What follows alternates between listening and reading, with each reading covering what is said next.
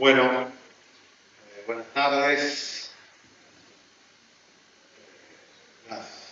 Los agradecimientos necesarios por la invitación a todas y a todos a la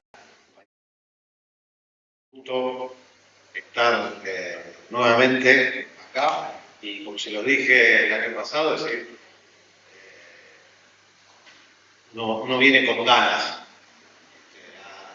escucharlos, a escucharlas y a poder sumar un poquito del lado de los abogados en esta etapa. Es decir, del año pasado acá creo que nos pasaron un montón de cosas, ¿no? Que no preveíamos, no imaginábamos, y el año pasado analizábamos la situación de la clase trabajadora en términos generales, la pérdida del salario real que se venía arrastrando desde el 2015 en adelante y que durante el gobierno anterior no solo que no se recuperó, sino que terminó también perdiendo algunos puntos de salario, cuestiones que, finalmente parece ser que derivaron en el cambio de gobierno y en la presidencia de Javier Milei. Y hoy nos encontramos ya debatiendo una nueva reforma laboral, entre otras reformas que viene planteando el gobierno. Tenemos una ley base, la llamamos ley base, es una nueva reforma laboral regresiva que se inscribe en el marco de una larga historia de reformas laborales que ha ido sufriendo la legislación laboral del trabajo, especialmente la ley de contrato de trabajo, que fue elaborada, dicho sea de paso, por Roberto Centeno, un abogado laboralista que fue desaparecido en la noche de las corbatas y que, yo creo que lo dije el año pasado, pero siempre vale la pena repetirlo, estuvo detenido, fue uno de los últimos detenidos en el penal de Ushuaia con el plan CONICTE, junto a otros compañeros como Leticio Fernández de Rosario y otros más, que fue desaparecido en la ciudad de Mar del Plata el día que se conmemora ahora como el Día del Abogado Laboralista, el 7 de julio, en la noche de las corbatas. Esa ley que se cumple 50 años, este año, en el 74, fue promulgada, ha sufrido muchos embates a lo largo de estas 5 décadas y este es uno nuevo, ¿no? Que comenzó con el decreto de necesidad de urgencia apenas asumido el gobierno, que era mucho más ambicioso en cuanto a la reforma regresiva que proponía y que fue frenado de alguna manera, uno podría decir, por una acción judicial de la CGT y de otros sindicatos y centrales, pero principalmente por esa primera grandes movilizaciones o esa primera reacción de la central y de los sindicatos en la calle, con una huelga apenas asumir el gobierno, movilizaciones. Hoy ese DNU no está vigente por una cautelar, pero lo tiene que tratar la Corte Suprema, no sabemos qué va a pasar. Con posterioridad a eso el gobierno presentó esta ley bases, que también, fue sufriendo, algunos dicen que fue, esta es más light, pero que vamos a ver ahora cuáles son las principales cuestiones que toca y que tienen un impacto directo, no solamente en la vida de las trabajadoras y trabajadores, sino principalmente de las organizaciones gremiales y de lucha. Permiso, ¿me vas a hacer?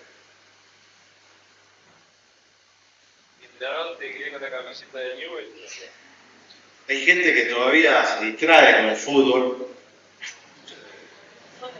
con todo lo que está pasando en este país. Bueno, así está. ¿Qué le va a hacer? Anoche no decía nada, pero bueno, hoy se ve que se va a hacer todo. Rodará otras líneas. Bueno, decía, más allá de las instituciones que esta ley configura, me parece que es importante pensar ¿Cuál es el objetivo que tiene esta reforma y que tienen todas estas reformas? Es decir, ¿cómo ven al mundo de los trabajadores y las trabajadoras este gobierno, estas políticas económicas, estas políticas reformistas que no tienen nada de nuevo ni de novedoso, sino que se enmarcan en una escuela bastante que ya hemos sufrido muchos? Hoy escuchaba, mientras estaba en la mesa anterior, a algunas compañeras ahí, que si esto ya lo vivimos, otra vez de nuevo, es decir, cuando hablaban de que somos de la zona de Rosario, del cordón industrial, o en otras ciudades, ¿no? Los retiros voluntarios en los 90, las privatizaciones, y los compañeros que con las indemnizaciones compraban un remis, un Uber. San Nicolás, en la privatización de Somisa, pasó a ser la ciudad con más remises del mundo en proporción de habitantes, porque todos compraron un remis, lo ponían en una cancha de pádel en los 90, recuerdo. Bueno, esto que en el colectivo de la clase parece ser algo que se repite, esa tragedia que fue en los 90, hoy la vemos como farsa, diría, pero quiero señalar cuál es el objetivo, digamos. ¿Por qué entendemos que la parte fundamental del plan económico tiene que ver con esta reforma laboral y con lo que sucede en el mercado de trabajo, ¿no? Hoy señalaban también la cantidad de trabajadores no registrados, trabajadores precarizados o que no tienen un convenio colectivo. Por supuesto que eso no quita la responsabilidad que tienen los sindicatos sobre eso, y después podemos pensar, por lo menos, un poco sobre lo que explicaba hoy un compañero, cuál es la respuesta que se dan los sindicatos ante esta realidad. Pero si algo demuestra esta reforma es el objetivo principal.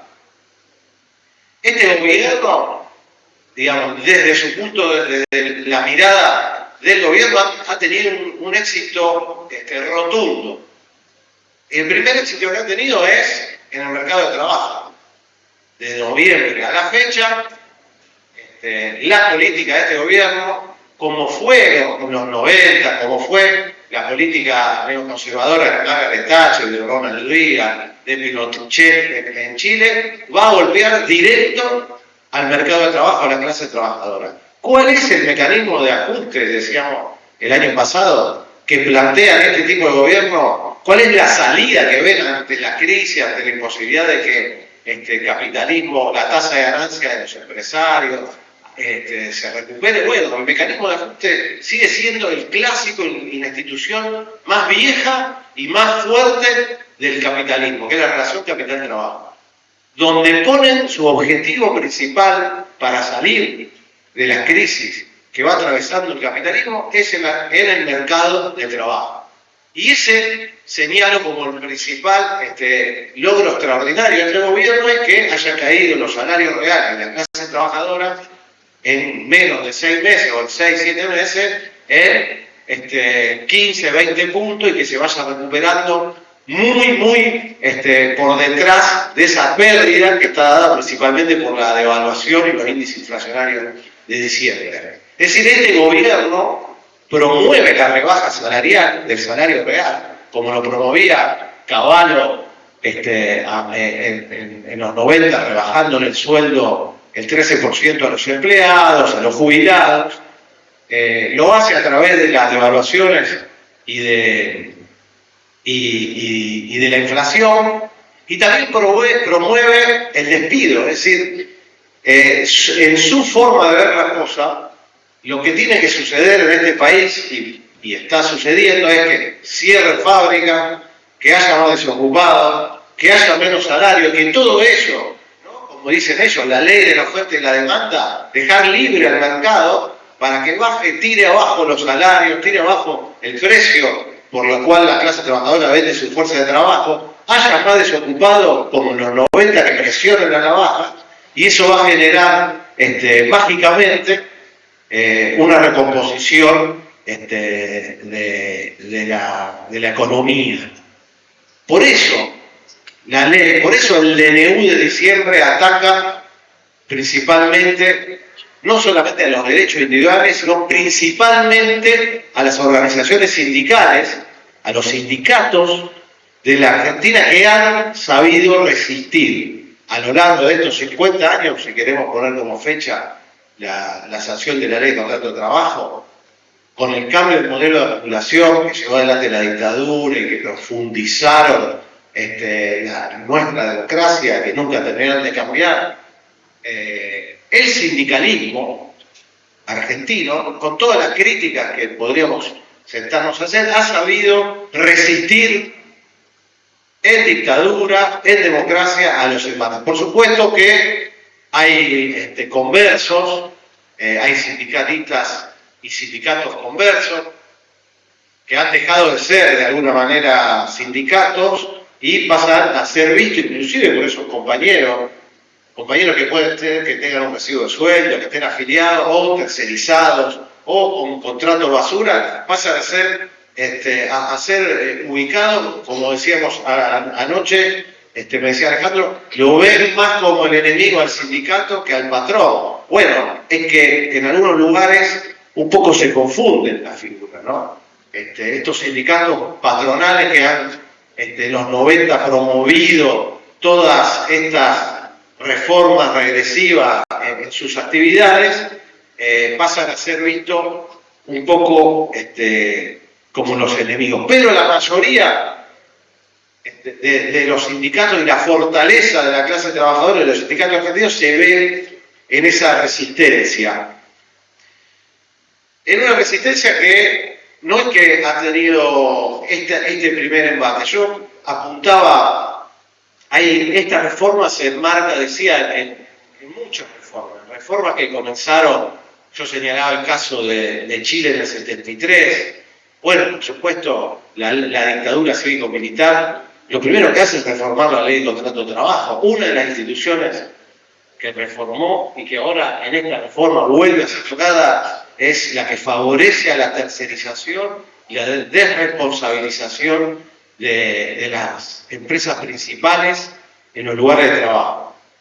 Hay reformas a lo largo de Latinoamérica y a lo largo de todo el mundo, y en Argentina, por supuesto, que se sumaron proyectos y reformas durante la presidencia de Alfonsín, llamado a la convergencia del año 86, muy profundamente durante el menemismo, ya en el año 91, a través también de un decreto de necesidad de urgencia, se congeló la negociación colectiva en la Argentina. Solo se habilitaba a que pueda haber negociación colectiva si había un incremento en la productividad en las actividades o en las empresas, a través del decreto 1334, que fue llevado a los organismos, impugnado a los organismos internacionales, la reconocida ley Banelco de fines del gobierno de Fernando de la Rúa,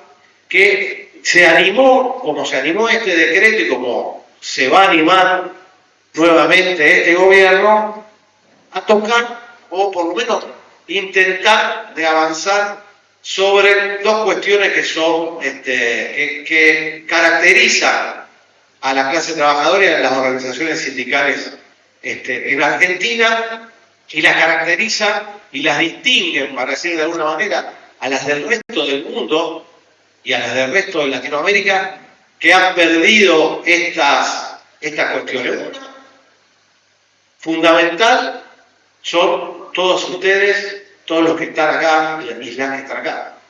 Las comisiones internas y los delegados de personal, en el caso de la industria privada, o las delegadas y delegados de las escuelas o de los sectores de trabajo, en el caso de ustedes, no es común y es una característica del sindicalismo, inclusive el sindicalismo pre-peronista, es decir, su origen es anterior al 45, viene desde que la clase trabajadora se da la forma de organización que considera la más conveniente, que también le da la otra característica que quiero señalar, sobre las cuales también y principalmente hay embates del gobierno del capital, que son los convenios colectivos de actividad. Es decir, en Argentina, pese a que ha sufrido y que podríamos ver algunas cuestiones que lo ponen,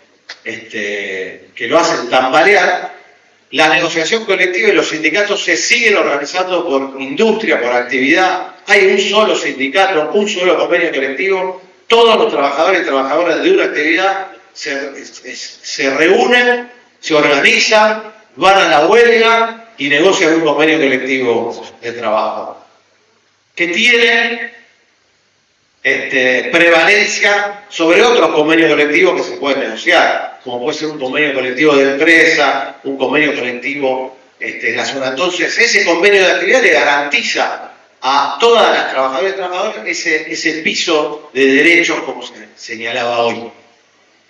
La ley Banelco, que no llegó a entrar en vigencia, planteaba que los convenios colectivos de empresa iban a tener prioridad sobre los convenios colectivos de actividad o de industria, planteaba el fin de la ultraactividad. Eso quiere decir que todos los convenios colectivos de trabajo que siguen vigentes con el principio de la ultraactividad, es decir, acá hay compañeros metalúrgicos, aceiteros, de otras industrias, o inclusive trabajadores del Estado que tienen convenio colectivo de trabajo, el fin de la ultraactividad quiere decir, ustedes lo docentes, que si se termina la vigencia del convenio en diciembre de este año y no se negocia uno nuevo, cae.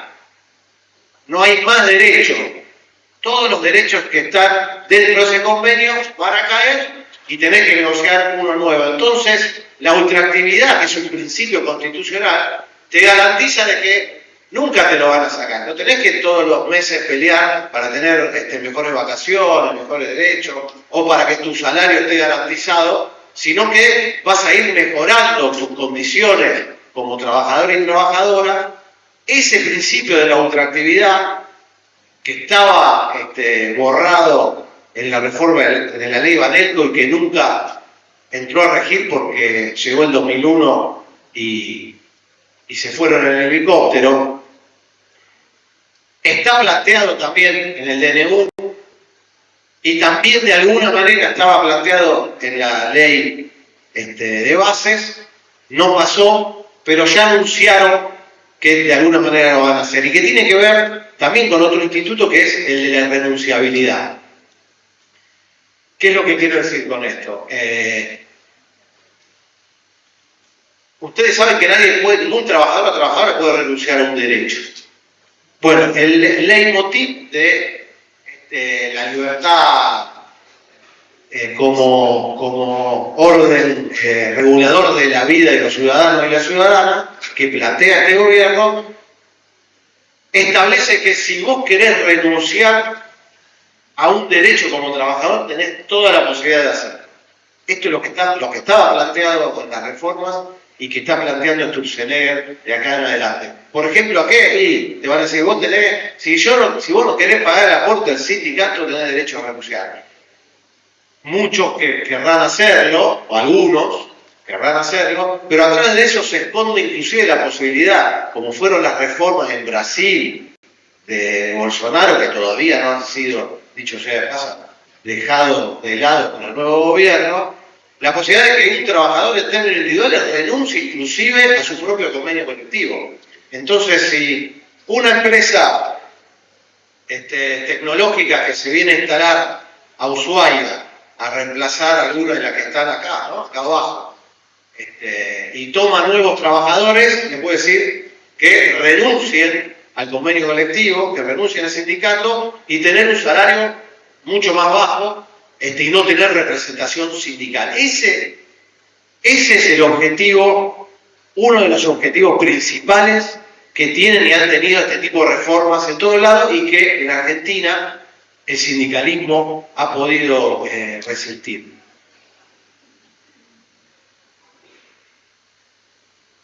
Por supuesto que lo hizo a través de la otra institución que también es objetivo principal de esta reforma, y que no es otra que el derecho de huelga o el derecho a luchar que tienen las trabajadoras y trabajadoras garantizado en la Constitución y en todos los lugares. Por eso, esta reforma, en términos colectivos, plantea, habilita o busca, digamos, de alguna manera legalizar algo que es tan sencillo como un despido discriminatorio.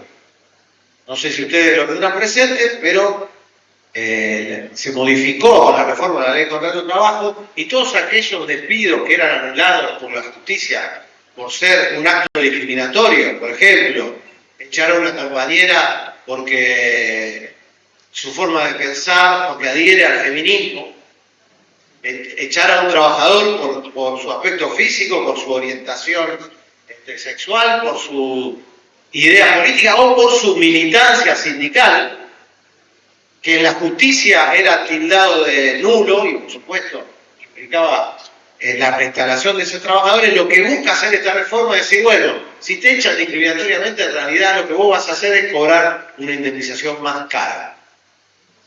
Es decir, por supuesto que esto es inconstitucional y no debería pasar de un mínimo análisis de cualquier juez. Pero bueno, no nos vamos a poner a ver a la justicia, porque nos ponemos muy contentos del fallo conseguido en estos días, que deja sin esa posibilidad de que lo exoneren los compañeros del sindicato. Ustedes saben que en el sector privado, a diferencia del sector público, donde primero te tienen que hacer un juicio para demostrar la causa y después despedir, esto debe haber sido la exoneración. En el sector privado te pueden despedir directamente, pagándote una indemnización, y eso es lo que ellos, este gobierno y el capital, refiere como la posibilidad de éxito, ¿no? Bueno, yo si quiero lo puedo despedir, ¿no? ¿Qué hizo grande América? Decía Donald Trump. Dos palabras, you are fired, estás despedido, digamos. Esa es la visión que tienen. Todo lo que sea imposibilidad de despedir, inclusive discriminando, lo ven como un obstáculo al mercado de trabajo. Un obstáculo más al mercado de trabajo porque lo que busca es que la ley de la oferta y la demanda sea la única que rija la vida de los trabajadores y trabajadoras. Por supuesto que eso parte de entender que la fuerza de trabajo es una mercancía y como cualquier mercancía, los trabajadores y las trabajadoras la llevamos al mercado y el capital nos va a pagar por eso lo que el capital quiera. Cualquier obstáculo ante eso es un problema. ¿Y cuáles son los obstáculos ante eso? ¿Qué se les ocurre? ¿Cuál es el primer obstáculo a la hora de que el capital pague el salario que quiera? Bueno, uno principalmente es lo que somos nosotros, que estamos acá. Los sindicatos. Von Hayek, que es un economista, premio Nobel de la Paz, de economía.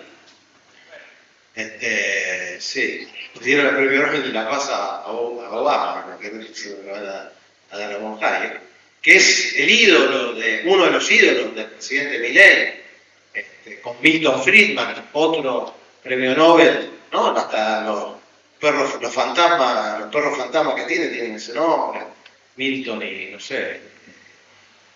Decía en el año 80, digamos, en plena reforma neoliberal de Margaret Thatcher, que no existía salvación para Gran Bretaña ni para cualquier país del mundo hasta que los privilegios concedidos a los sindicatos sean anulados. Es decir, esta política lo que busca es destruir a los sindicatos, por supuesto, como la buscaba la dictadura cívico-militar, como lo buscaron en los 90, y ante eso no van a tener límite. No van a tener ningún límite para lograr ese objetivo,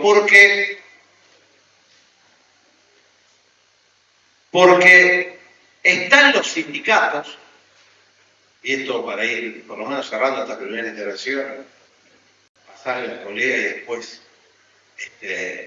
escuchar, hacer algún intercambio, porque están los sindicatos y en la clase trabajadora, una vez más, como lo ha sido a lo largo de la historia de este país y del mundo, está en manos de nosotros y de nosotras la posibilidad de enfrentar, de resistir y de avanzar sobre este modelo que, insisto, se basa en que los salarios sean vendidos como una mercancía más, que no haya un piso, porque la diferencia y la clave es que ese concepto de salario mínimo, vital y móvil, con las nuevas necesidades que hoy decían acá los compañeros dirigentes, te garantizaba un piso que te permitía que el alquiler no sea un problema.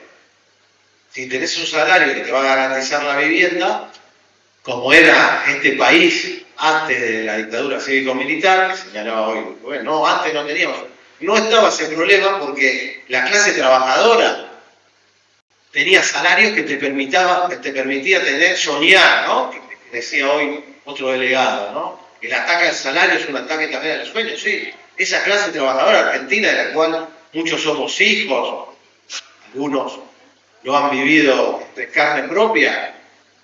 Trabajar, decía Daniel hoy, conseguir un trabajo significaba dejar de ser pobre, poder pensar en una vida, planificar una vida, tener una casa, tener acceso a esas necesidades. Desde el 76 para acá, el capitalismo ha roto eso y lo que necesita y lo que se ve, por eso digo, ¿cuál es el éxito de este gobierno? Es que la mayoría de la clase trabajadora percibe salarios por debajo de su valor. ¿Qué quiere decir eso? Y que no te alcanza, tan sencillo como que no te alcanza para llegar a fin de mes, o si llegaste ves privado de un montón de necesidades que son derechos de todas las familias de la clase trabajadora. Entonces, uno va eligiendo qué es lo que no va a consumir tus hijas o tus hijos, no le voy a comprar zapatillas, nunca en su vida van a ir a esquiar, aunque vivan a 15 kilómetros de un centro de esquí, la lógica sería que gente que vive acá esquía, porque hay hielo, digamos, ¿no? Que pueda acceder a eso. Pero no es que no acceden porque el Estado no lo provee. Por eso hoy, cuando se hablaba de salario diferido, ¿no? Sí, es cierto, el Estado nos puede ayudar a las maestras y a los maestros, debería ser para que tengan una vivienda y puedan acceder a un alquiler. Pero eso tiene que ser un derecho que se cobre en el bolsillo. Porque si no, imaginemos que en Hacienda o en las aceiteras el Estado diría, bueno, vamos a ayudarnos a que... Eso implica una transferencia al capital, es como el retro. ¿Qué pasaba en el retro? Los primeros que van a pedir el retro son las empresas que están acá abajo, las aceiteras, todo. Entonces resulta que con la nuestra hacemos, porque no, eso que nosotros creemos que va al bolsillo y al bolsillo de las compañeras, en realidad termina en que las patronales y los capitales pagan menos salarios para incrementar su tasa de ganancia. Entonces lo que vemos durante el macrismo y lo que estamos viendo ahora es que el capital en estos momentos de crisis, estas empresas, Techil, todas las empresas, lo que hacen es bajar el salario real, despedir, y por supuesto hay una crisis, ¿venden menos? Sí, venden menos. ¿Ganan menos? Y yo te diría que no. No ganan menos porque compensan, como fueron durante el macrismo, con la rebaja salarial. Compensan su tasa de ganancia bajando el salario a la clase trabajadora. Y en todo caso el Estado subsidia, ahí sí hay más que salario diferido, hay ganancia diferido. Porque hay una transferencia enorme del Estado al capital que se ve en las otras leyes como el RI y las que facilitan el blanqueo. Es decir, no es nada nuevo para nosotros enfrentar a un gobierno de patrones, ¿no? Que inclusive ni siquiera tienen el pudor, como en otra etapa, de esconderse. Acá sabemos en qué estudios jurídicos fueron escritas estas leyes que hoy están habilitando el despido discriminatorio, tipificando como una causal de despido por primera vez el bloqueo de un establecimiento. Recuerden que ya en el protocolo de la ministra Bullrich querían tipificar como delito no solamente el corte de ruta y de calle, sino un bloqueo de una empresa por parte de los trabajadores y de los trabajadoras. Es decir, y eso lo vamos a volver a ver nuevamente en un intento, en dos intentos, en tres intentos, tanto en el Congreso como en los hechos, en los conflictos que se van sucediendo.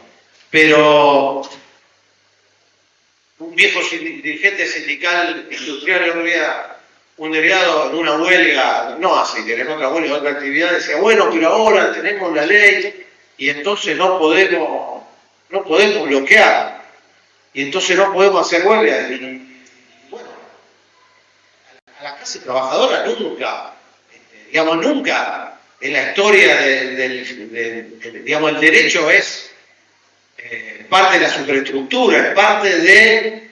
está hecho por los poderosos, no por la clase trabajadora. Entonces, estas cosas, estas reformas no van a frenar, porque no lo han frenado nunca, ni en los 90, ni en dictadura, donde no solamente te amenazaba con echarte o con meterte preso, sino que te desaparecían, te torturaban, te mataba. Frenó a la clase trabajadora a que a la hora de la verdad tenga que recurrir a la huelga y a la conflictividad para poder enfrentar estos embates. Y esto, para cerrar, que charlábamos ayer, claro que es pesimista. Si uno ve las reformas que avanzan, en vez de estar discutiendo, como hacíamos hace menos de 10 años, sobre prohibir la tercerización o cómo se avanzaba en proyectos que vuelvan a la ley de contrato de trabajo, que diga que un trabajador que entra en una fábrica metalúrgica tiene que tener el mismo salario que todos los trabajadores que están adentro de la fábrica. No puede ser ni monotributista, ni trabajar en una cooperativa, ni trabajar en el convenio de limpieza, y no lo digo que en una fábrica. Si ustedes van a un banco, o entramos a un banco, y los primeros bancarios y bancarias que vamos a ver, resulta que están con un cartel de una tercerizada de limpieza, que ganan obviamente un cuarto de lo que gana un trabajador bancario, el de seguridad, que gana, como no te da bola a nadie, el brutal de seguridad, sí, tenés que hacer el trámite, ya sacar turno acá, te hace también, está tercerizado y trabajando por un salario de hambre. Es decir, ahí, por supuesto que en esto que se preguntaba, bueno, ¿qué desafío tenemos? Hay una nueva clase trabajadora, el nuevo sujeto, el sujeto es el mismo, digamos, es la clase trabajadora. Lo que hay es distintas formas de abordarla desde los sindicatos y de la propia organización de los trabajadores y trabajadoras. ¿Cómo? Hay que pensarlo, ¿quién lo va a representar? Lo tiene que representar las organizaciones sindicales, porque son sus compañeros de clase. Digamos, si un trabajador que va a una fábrica de la que están acá, o que entra en un banco, porque trabaja para una tercerizada, no tiene, y ese sindicato lo deja de lado. Lo deja de lado. En el mejor de los casos, porque no le da la correlación de fondo. Y en el peor de los casos, porque son parte de ese negocio, que también genera la tercerización, genera una transferencia al capital muy grande, porque no solamente hace que le paguen menos y a alguien gane más, sino que va también al objetivo de estas reformas, el principal objetivo de estas reformas, que es dividir y destruir la solidaridad obrera en los lugares de trabajo. Hacerte creer que vos sos distinto al de al lado porque trabaja para otra empresa y no para la principal, y que vos tenés mayores derechos que tu compañero de al lado. Por supuesto que hay experiencias, y los aceiteros que están acá, y los compañeros en Villa, en Hacienda luchan contra esto diariamente, con un sindicato nacional que no hace nada por terminarlo. Hay experiencias que han demostrado que esto se puede revertir. Y hoy, para no terminar siendo tan pesimista, como decía el otro día, pecando de optimista, estos espacios nos ayudan a reflexionar y a pensar en estos desafíos, pero también tenemos que ver para atrás y ver que las organizaciones sindicales de Argentina, no vamos a decir que están más fuertes que nunca, porque no es así.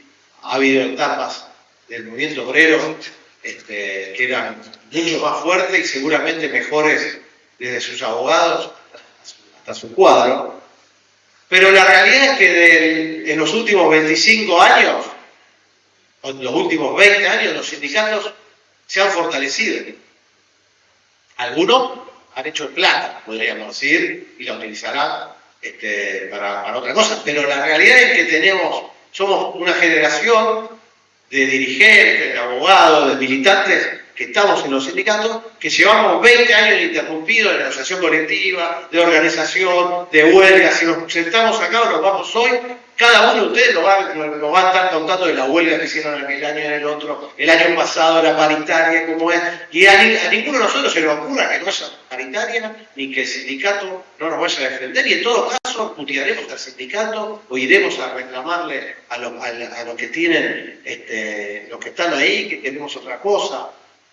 Es decir, hay una fortaleza de la clase trabajadora, esto que se señalaba hoy. Es cierto que hay trabajadores que no están representados por ese sindicato. Ahora, los que tenemos sindicato y tenemos eso, tenemos el deber de ver de cómo avanzamos y cómo incorporamos a esos compañeros de clase a la lucha, por supuesto. Y tenemos las herramientas. Y tenemos la memoria colectiva de que hay cosas a las que no queremos volver. Salvo que nos hagamos la pregunta, acá en Tierra del Fuego, si queremos ver de nuevo a los trabajadores industriales desocupados, las fábricas cerrando y la policía matando a los que pelean en la calle. Y todo, me imagino que vamos a decir que no. Bueno, para eso es que estamos acá y para eso es que les traigo por lo menos estas reflexiones que intenten ayudarnos a pensar un poco. Nada más.